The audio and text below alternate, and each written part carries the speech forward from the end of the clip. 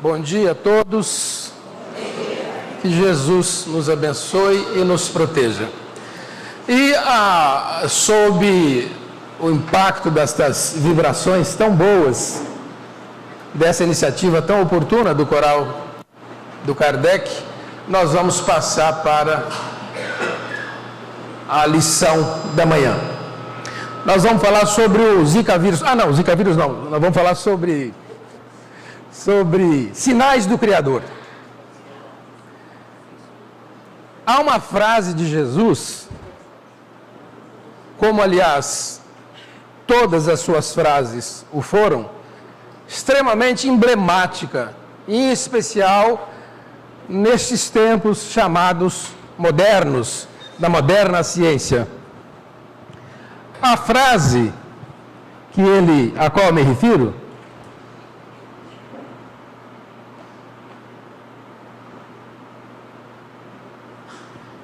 é uma frase que ele profere, que ele passa aos apóstolos, no momento em que ele conversava com eles a respeito da vida, do futuro, de como chegar à vida espiritual.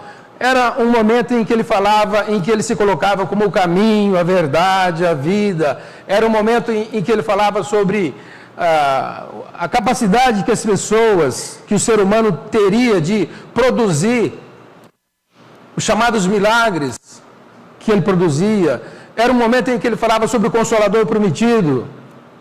E nesse instante com os apóstolos, ele se refere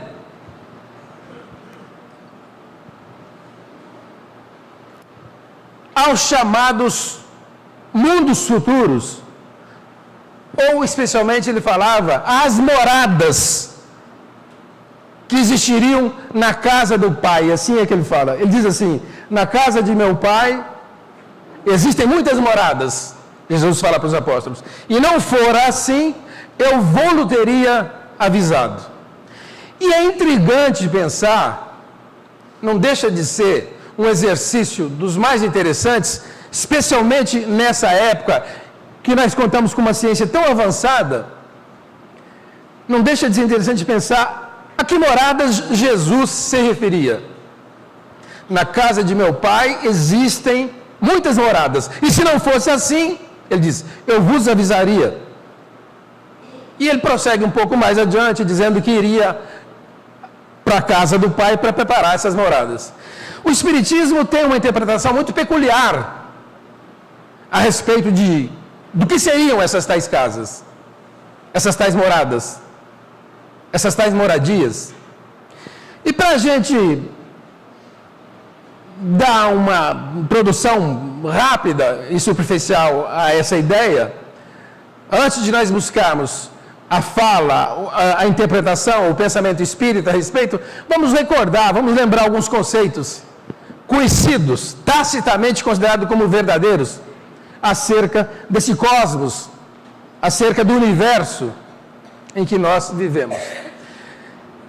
Nós todos sabemos que quando a gente olha para a abóbada celeste, a gente vê umas regiões esfumaçadas, umas névoas, e sabe-se que essas regiões constituem-se de galáxias, amontoados, agrupamentos, reuniões, conjuntos de estrelas e planetas, mas essencialmente estrelas, porque elas brilham, têm luz própria. E segundo a teoria científica moderna, tido como um conceito irrefutável, o universo é composto de bilhões de galáxias, bilhões. E a ciência tem meios de fazer essa avaliação, absolutamente imprecisa, para menor, mas verdadeiras. E os espíritos vão nos fazer valer desses conceitos para depois introduzir a ideia das tais moradas. Mas segundo a ciência, nós moramos na chamada Via Láctea. Nós residimos, o nosso espaço, o nosso conjunto, a nossa galáxia, o nosso aglomerado, dentro do qual está o Sol e ao lado do Sol a Terra e os demais planetas, é a galáxia chamada Via Láctea. Essa galáxia, comprovadamente, possui cerca de 13 bilhões de anos, a nossa galáxia. 13 bilhões de anos. Anos aqui na expressão temporal própria que nós conhecemos. Não custa lembrar que dentro da galáxia, da Via Láctea, o nosso Sol, e por decorrência a Terra, que é o nosso planeta, tem uma vida aproximada de 4,5 bilhões de anos. Então a Terra existe, o nosso Sol, o nosso sistema solar, dentro da galáxia Via Láctea existe há pelo menos 4,5 bilhões de anos. Essa galáxia na qual nós residimos, esse aglomerado de estrelas dentro da qual está o Sol, ela possui um diâmetro, ela tem uma forma de um disco voador, né? Achatada, alongada nas pontas, nos polos. Ela tem um diâmetro de cerca de 100 mil anos-luz. Nós moramos numa galáxia, dentre os bilhões de conjuntos de galáxias que existem, nós moramos numa galáxia cuja extensão é de cerca de 100 bilhões de anos-luz. Não custa lembrar, refrisar, por mais conhecido que seja, que a medida de anos-luz é uma medida de espaço. Parece tempo, mas é espaço.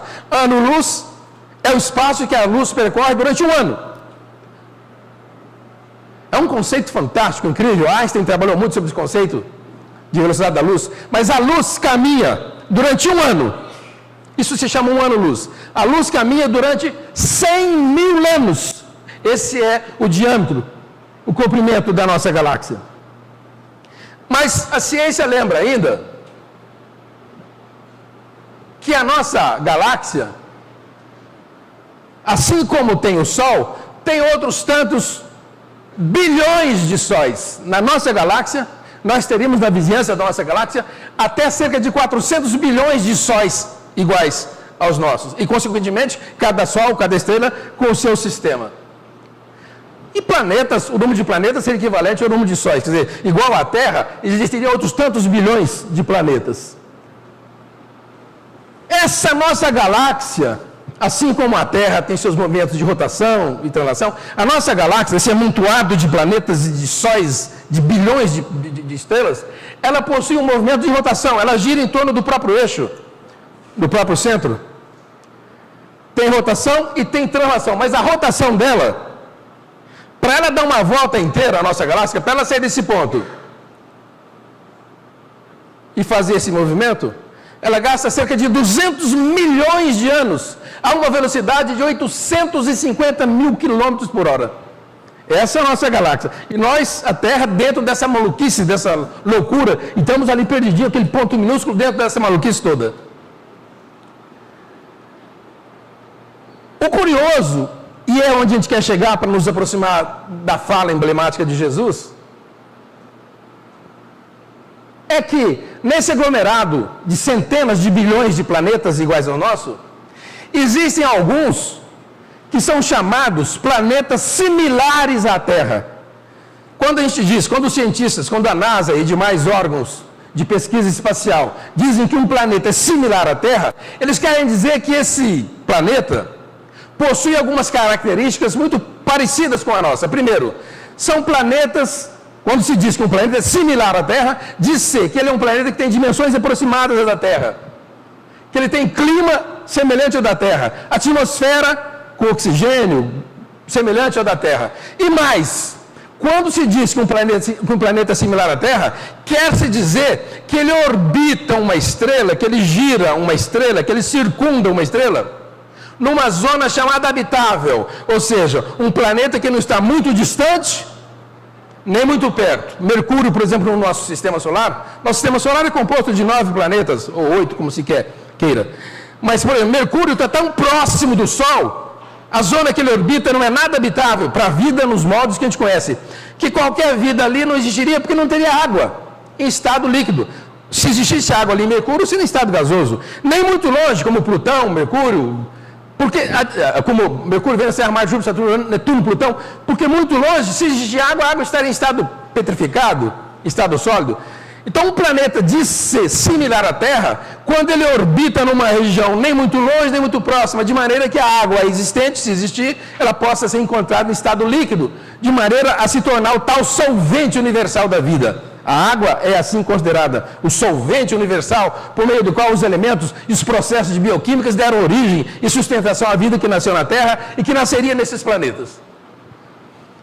Bem, aqui está um exemplo do que seria uma zona habitável. Aqui estaria uma estrela Aqui estaria um planeta, aqui estaria outro planeta. O planeta muito perto é uma bola de fogo. O planeta muito longe é uma bola de gelo. O planeta numa situação de zona orbitável seria um planeta como a Terra e os chamados planetas similares à Terra. Mas vamos lembrar agora algumas outras galáxias.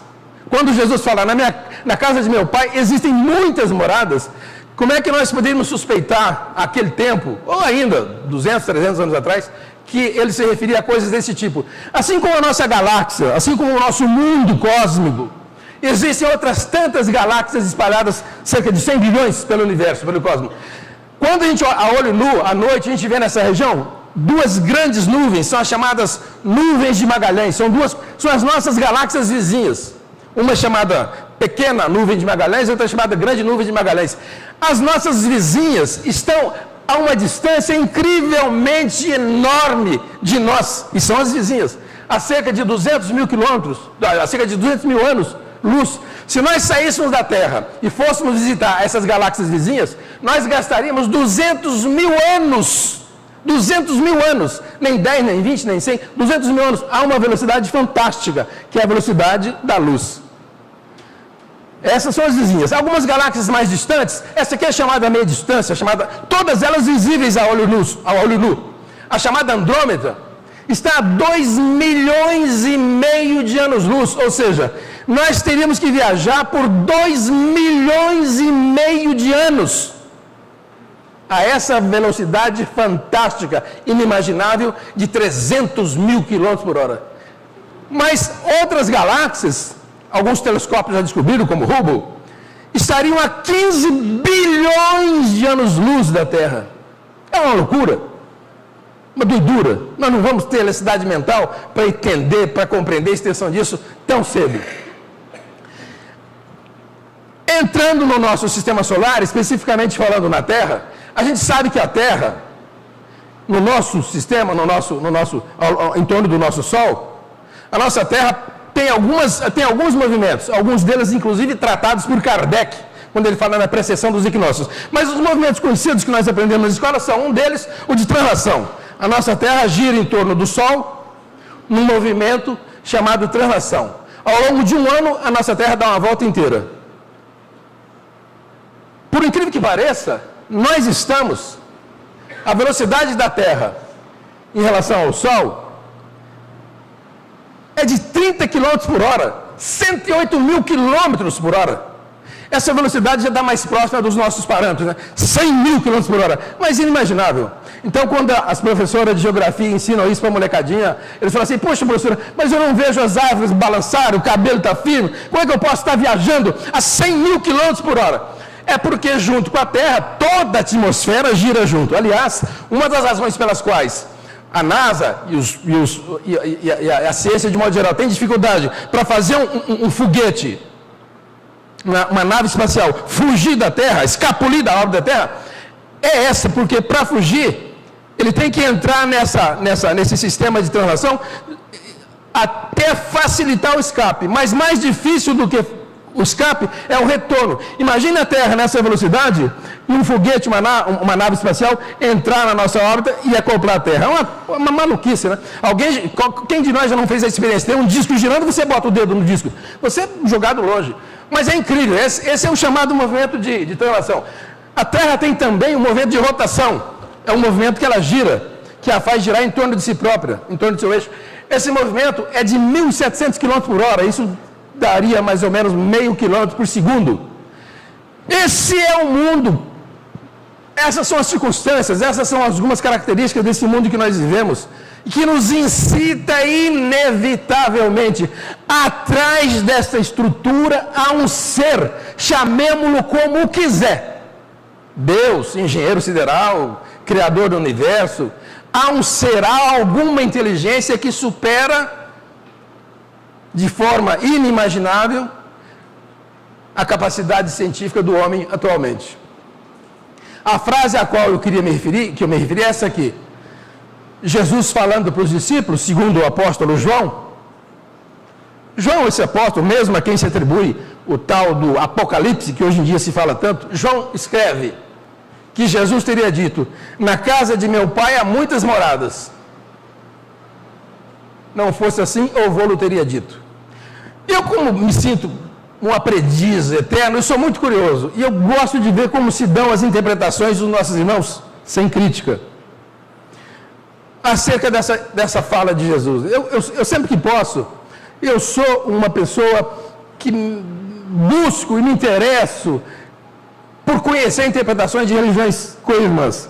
O que pensam, por exemplo, os nossos irmãos evangélicos, os nossos irmãos católicos, acerca dessa frase?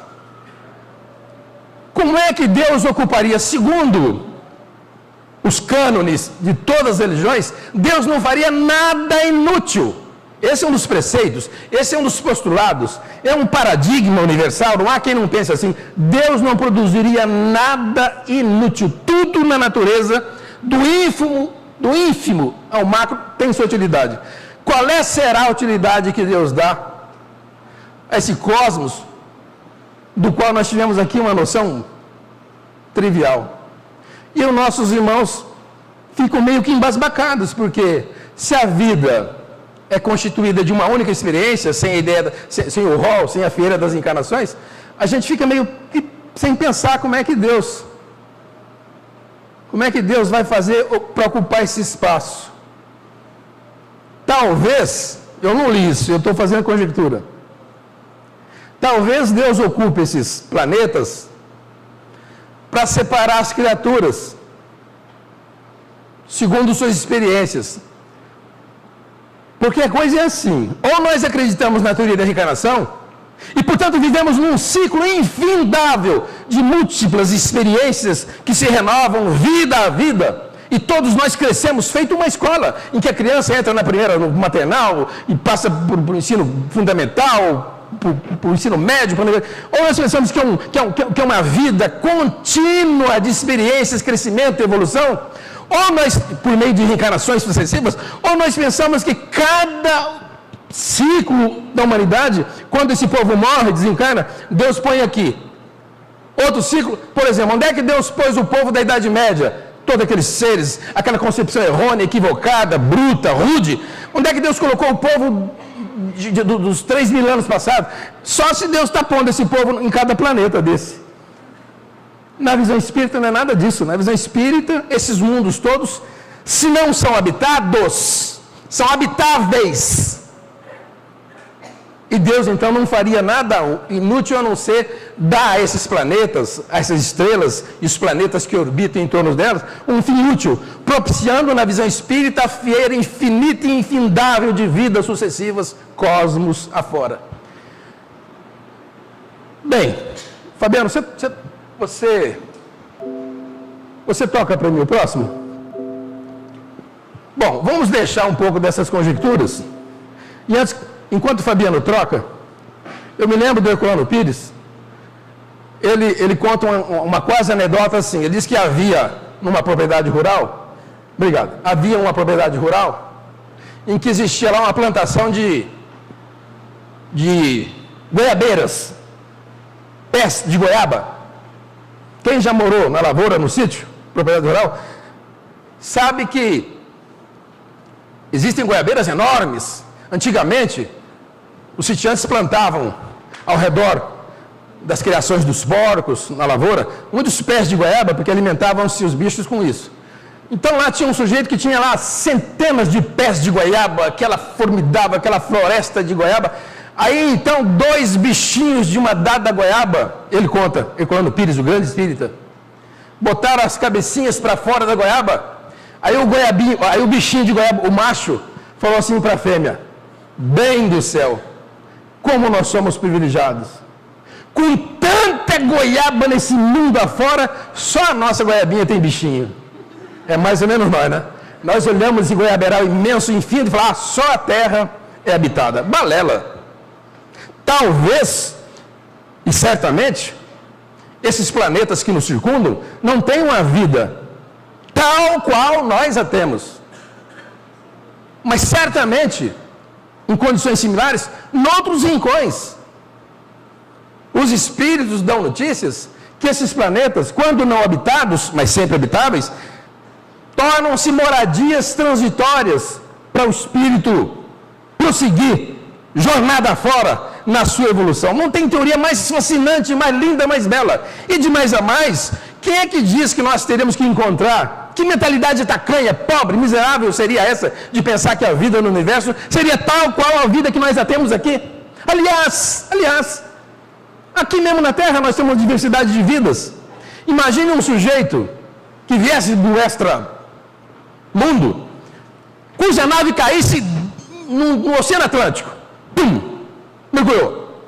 E ele então imagina que o mundo no qual ele mergulha seria aquele mundo constituído do Oceano Atlântico. Ele começa a se deparar com peixes enormes, baleias, bichos.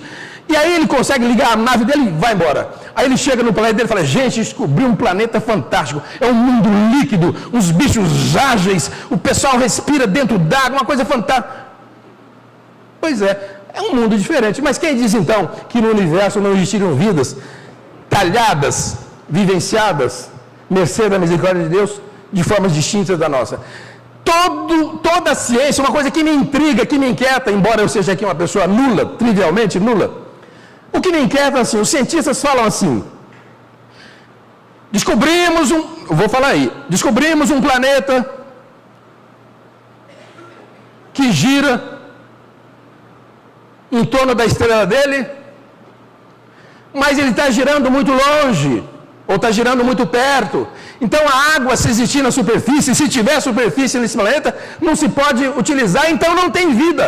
Mas quem é que disse que a vida no universo tem como condição única a água como solvente para a reação dos elementos nos tais processos bioquímicos que fazem a vida surgir e dão sustentação a ela? Quem é que disse que precisa ser assim? Aqui na Terra mesmo existe, não nas regiões abissais, mas no interior da Terra, existem condições onde não se tem oxigênio de forma nenhuma e os seres vivem, sobrevivem. Quem é que disse que Então, quando os cientistas falam: olha, é provável que nesse planeta não tenha vida, porque lá não tem água, eu acho isso meio intrigante. Aliás, muitos cientistas já começam a suspeitar dessa verdade. A água não é solvente universal. Não tem água, mas tem vida de outra forma, de outra maneira. Bom, vamos tocar.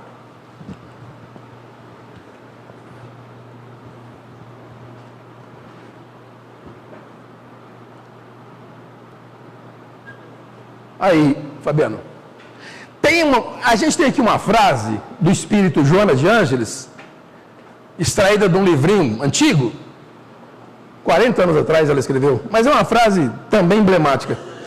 Ela fala o que todos nós sentimos, né?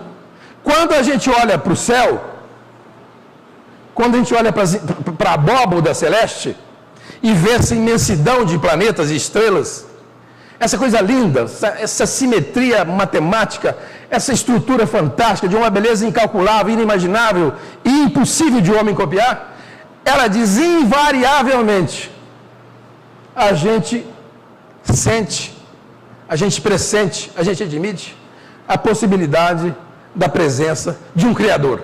Não é possível, de um Criador.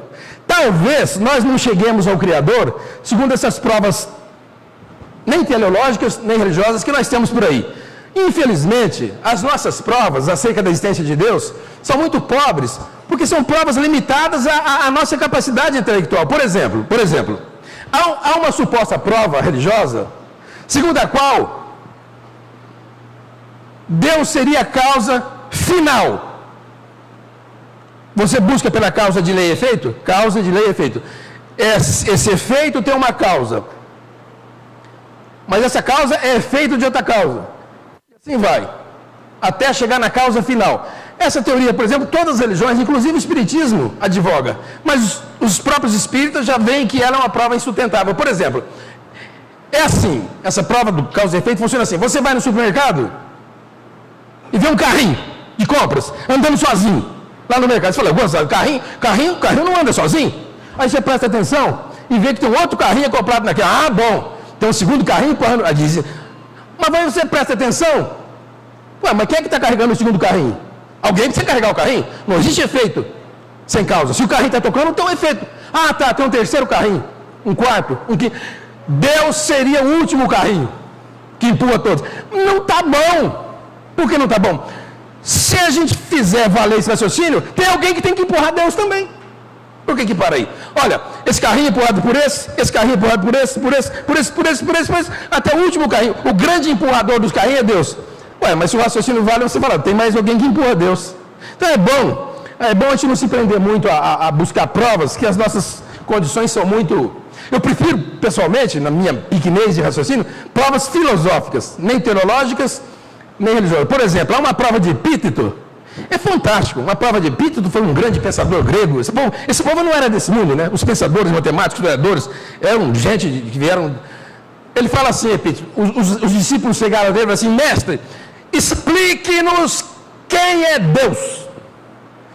Ele, com a sabedoria, quase 3.000 anos atrás, falou assim, eu não posso explicar. E os alunos falaram, como o senhor não pode explicar? O senhor é um sábio, filósofo, entende do céu e da terra? Ele disse, eu não posso explicar por o seguinte, se eu puder dizer quem é Deus, de duas uma, ou eu também sou Deus, ou Deus não é. O discípulo falou, como assim? O que o senhor quer dizer com isso? Ora, se eu com a minha pequenez, com a minha ínfima condição ínfima de ser humano, puder explicar quem é Deus, eu também sou Deus. Pois se eu posso explicar. Ah, mas você não é Deus. Bom, então ele também não é. Porque se eu posso explicá-lo, guardadas as proporções, somos idênticos. Então, conclusão, vem o livro dos Espíritos, na pergunta 14, e fala assim, para Kardec, gente, eles não devem ter falado gente, mas devem falar, Kardec, parem com essas elucubrações, na pergunta 14, resposta, vocês têm coisas muito mais importantes do que entrar num labirinto do qual não saireis, e não sai mesmo. Daí a gente vê tanta besteira, tanta maluquice que nós produzimos, tentando provar a existência de Deus. É preferível pensar, como diz Joana de Lange, em que ela fala, nós sentimos a presença de Deus, e basta. Santo Agostinho, é atribuído a ele, mas também é atribuído a outros pensadores, dizia assim, quando eu estou com os meus súditos, se não me perguntam quem é Deus, eu sei quem é, mas se perguntam, eu não sei mais. Então é melhor ficar com essa impressão. Mas vamos tocar na visão espírita. Fabiano, eu acho que eu vou precisar do seu socorro. É o de baixo, não é?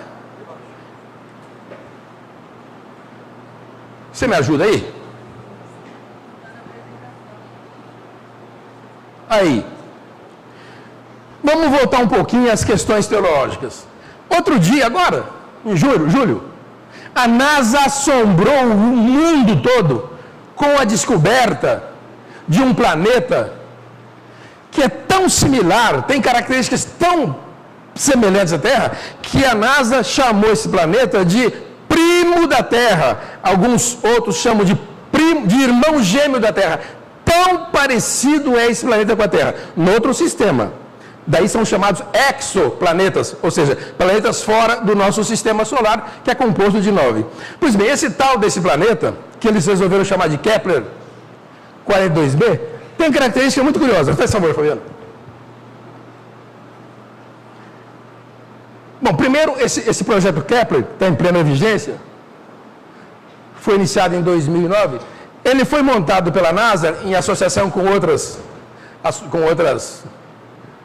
instituições de pesquisa da Europa, a pesquisar as chamadas 100 mil mais brilhantes estrelas visíveis. E pesquisar em torno dessas estrelas se tem planetinhas iguais ao nosso. Pois bem, entre milhares de exoplanetas que descobriram, ou seja, de planetas como a Terra sem luz própria, descobriram algumas centenas que são muito apropriadas, muito à comparação com a Terra. Mas um deles em particular, faz favor, Fabiano, um deles em particular é tão parecido com a Terra que eles o chamaram de irmão gêmeo da Terra. Vamos ver. Primeiro, ele está a uma distância de 1.400 anos-luz, está bem próximo de nós. Se o homem descobrir, nas próximas décadas ou séculos, um meio de locomoção que permita vencer a distância de ano-luz, ele está muito próximo. Terceiro, é um planeta de tamanho muito próximo ao da Terra. Ele é 60% maior. 60% parece muita coisa, mas como matematicamente se sabe que quando você aumenta linearmente um item qualquer de um objeto, o volume elevado ao cubo, dizer que um planeta é maior que a Terra 60%, é dizer que o raio desse planeta aí é um pouquinho maior que o raio da Terra. De qualquer maneira, é um planeta muito parecido com a Terra, inclusive no tamanho. Faz favor, Fabiano. A NASA fez uma comparação. Esse é o tal do Kepler, Do lado de cá está o Sol, a estrela do Kepler, do lado de cá está o Sol nosso. Vê que são muito parecidos. O próprio Sol, as condições. É um planeta de tamanhos, de dimensões muito parecidas. Mas o mais intrigante não é isso. Faz favor, Fabiana. O mais intrigante é o seguinte. A estrela desse planeta, o Sol deles, é pouco maior que o nosso e brilha cerca de 20% a mais. Mas o que é intrigante é que a idade dessa estrela, esse planeta Kepler, está girando em torno de um Sol. Esse Sol deles lá tem cerca de 6 bilhões de anos de existência. A Terra tem 4,5. Portanto, é um planeta, a estrela deles, a estrela em torno do qual o Kepler gira, essa estrela é 1,5 bilhão de anos só mais velha que a Terra. É quase da nossa idade, mas 1,5 bilhão de anos mais. Faz favor. Isso tudo levou um dos gerentes, um dos chefes do projeto Kepler, chamado John Jenkins, materialista, como pode ser, como é natural que seja, infelizmente é essa a visão, ele tem uma frase fantástica. Ele diz assim, esse responsável pelo tal projeto que descobriu esse planeta: é incrível, é inimaginável, ele fala, é inspirador. Americano, a língua inglesa, o pessoal é mais econômico que nós aqui gostamos de falar. Mas enfim, a gente diz, é inimaginável que você encontre um planeta, esse Kepler, que viveu 6 bilhões de anos, ou seja, 1,5 bilhão a mais que a Terra, em condições tão favoráveis à vida como a Terra. Ele dizia, num planeta desse, a oportunidade de existência de vida, tal qual existe no nosso planeta, é substancialmente inegável.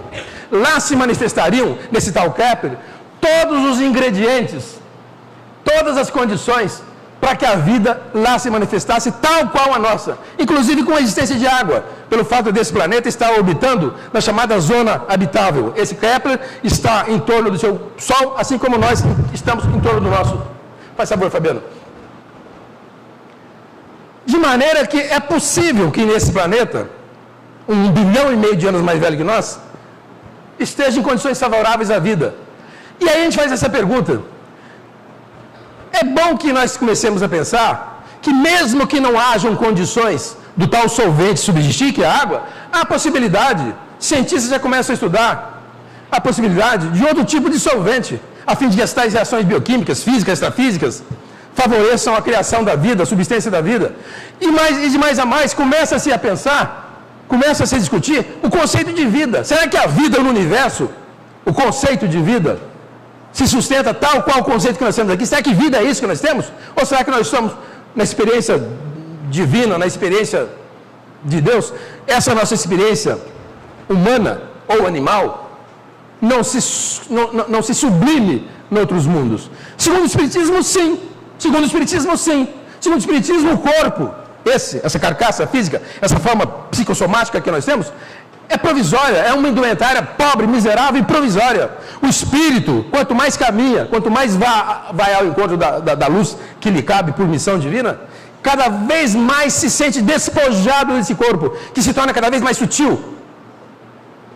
E cada vez menos necessário as tribulações da vida humana, persistindo, no entanto, como o Espiritismo fala, o tal do perispírito, que por sua vez também progride, a ponto de espírito puro nem tê-lo. O Espiritismo está adiantando um século à frente da ciência. É uma coisa fantástica pensar nisso. Faz favor, Fabiano. Aí vem Joana de Ângeles e faz uma observação inevitável. A Joana fala o seguinte, no livro Limiar do Infinito. Ora, se a gente considerar que o progresso da civilização está em razão direta com a idade e com a evolução tecnológica, se a gente considerar que há uma relação direta entre idade e conquistas, é de se pensar que em planetas como esse tal Kepler, que está a 1,5 bilhão de anos à nossa frente, é de se pensar que eles estejam em condições de vida semelhante ou superior à nossa.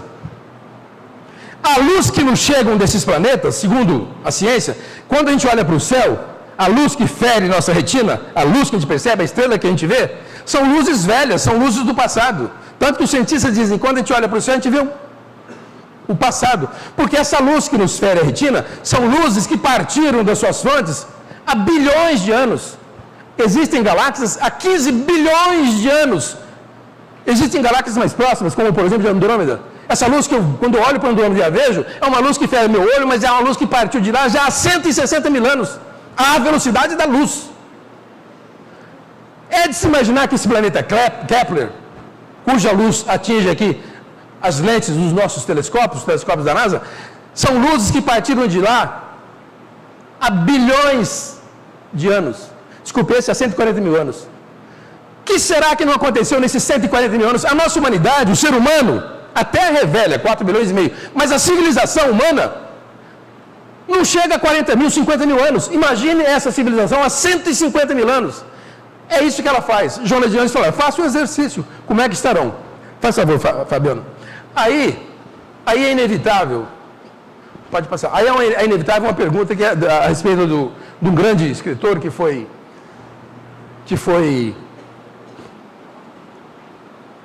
Não, volta para mim, Fabiano. Essa aí. Do grande escritor que foi Milor Fernandes, escritor, comediante, um sábio, né? Ele dizia assim, perguntado sobre a vida extraterrena, a vida inteligente, até aqui nós estamos falando de vida microbacteriana, vida de micróbios, de seres, de amebas, mas ele fala, e possivelmente de vidas inteligentes, é claro, mas quando o pessoal perguntava para ele, para o Milor Fernandes, se ele acreditava em vida inteligente fora do universo, ele falava assim, acredito. E o pessoal ficava intrigado, mas por que você acredita? Ele dizia, o fato que me faz levar a acreditar é que nenhum deles voltou para nos visitar, que esse povo é inteligente mesmo, se fosse menos inteligente, não vamos nos meter, vai que a gente cai lá no Congresso, encontra o Cunha, Deus me livre. Mas o fato deles nunca nos ter visitado, ele fala, é uma prova que esses seres são inteligentes. Pode passar, Fabiano. E aqui, por último, por fim, uma fábula muito interessante, contada por Meimei, no livro Pai Nosso. Esse livro Meimei o escreveu há 60 anos. Interessante, eu faço um adendo. Eu outro dia, recentemente vasculhando a internet, me deparei com essa história. Até recentemente eu escrevi no diário essa historinha. Quando eu me deparei com essa história, eu falei, opa, deixa eu ver essa história, quem é que está contando? E vi que quem a contava era um irmão nosso evangélico. Sem nenhuma crítica, honestamente, eu passei dessa fase há muitos anos. Mas não me deixa, não impede que eu faça as minhas observações. Deixa eu ver, era um irmão evangélico, muito culto, muito instruído, que tem um blog muito interessante, e ele contou essa história que está aí. Falei, deixa eu ver como é que ele fala, deixa eu ver se ele faz alguma observação. Ele contou a história, encerrou e pôs como crédito o nome dele. Falei, mas não pode. Ele escreveu agora. 2 anos atrás, essa história foi escrita por Meimei, está no livro Pai Nosso, escrita há 60 anos, é preciso ser honesto, né? Vamos lá. Essa historinha eu encontrei num livro espírita, se não quiser que é livro espírita, eu encontrei num livro atribuído a uma pessoa, e eu estou reproduzindo aqui, mas pelo menos de fonte. Essa história é interessante. Essa história conta que nas Arábias existia um sujeito, um carregador de peso, de bagagem dos vendedores, dos mercadores, que era analfabeto, muito velho, analfabeto. Mas o mercador notava que todos os dias, de manhã e até tardezinha, anoitecer, ele rezava com um fervor que o tocava. O mercador se sentia tocado pelo fervor do velhinho árabe, analfabeto. Ele então pergunta, como é que pode uma pessoa analfabeta como você orar com tal fervor, com tal disposição, com tal crença, com tal certeza, com tal convicção acerca do Deus Criador? E ele fala, olha, eu faço porque eu tenho alguns sinais de Deus. E o mercador pergunta, que sinais seriam esses? Ele então fala, quando você recebe uma carta, ele fala para o mercador, como é que você conhece a letra? Eu sempre que conto essa história, eu lembro assim, aqui os da minha geração sabem o que é carta, né? Mas o pessoal novo não sabe o que é carta, não. Nem e-mail, né? Quando você recebe um WhatsApp, mas assim, quando você recebe uma carta, como é que você conhece o autor? Pela letra. É verdade. Antigamente era assim. Eu estava estudando fora, na USP, eu recebi uma carta da minha irmã, eu olhava o envelope e sabia que é dela. Quando eu abria, mais ainda que ela escrevia sempre em verde, eu falei, minha irmã, não precisava nem ler o missivista. Ele diz, quando você acha uma joia muito bonita, acha a joia maravilhosa, como é que você descobre o autor? Quem é o ourives? Eu vejo pelo sinete, pela marca. E quando você, à noite, ele fala para o mercador, na sua tenda, você escuta passos de animais ao redor dela, e intrigado você fica, meu Deus, o que será? Uma cabra, um cavalo, um boi? Mas você espera amanhecer, no dia seguinte você olha pelos rastros deixados ao redor da tenda, e você descobre que animal que foi. Eu faço a mesma coisa, eu vejo os sinais de Deus. E ele então conta, os sinais que eu vejo de Deus são esses aí. É tipicamente uma prova chamada teleológica, né? É a crença, a admissão da concepção divina por meio da sua obra. Mas não deixa de ser uma obra, porque nós não temos uma prova, porque nós não temos outra resposta. E com isso, nós ficamos com a certeza espírita de que esses tais mundos aos quais Jesus se referiu compõem essa quantidade nem inumerável, mais do que infinita e mais do que inumerável, de mundos espalhados pelo cosmos. Que Jesus nos abençoe e muito obrigado. Obrigado.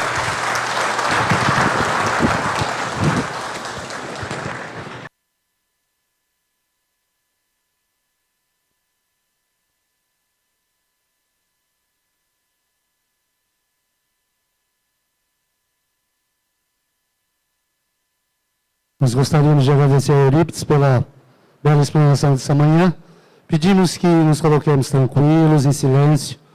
Vamos ao passe. Após o passe, voltamos ao salão para encerrarmos os nossos trabalhos desta manhã de domingo. Muita paz a todos.